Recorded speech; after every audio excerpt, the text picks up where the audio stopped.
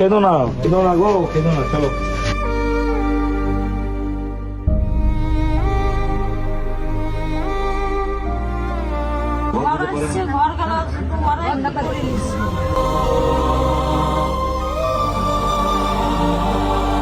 চিন্তা করো না, এই চোখের জলের বদলা আমরা দেবো, আর 5 বছরের মধ্যে এই ঘর দাঁড় করাবো। 15 বছর দেখলো মমতাকে, এবার তাড়ো, একবার তাড়ো জেঠিমা, ছিলাবটি একবার ভরসা রাখো।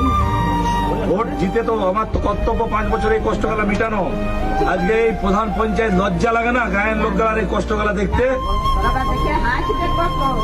আজকে এমএলএ 3 বার জিতেছে এখানকার এমএলএ, তার লজ্জা লাগে না এই বারাবণীর মানুষের, এই মা বোনেদের চোখের জল দেখতে?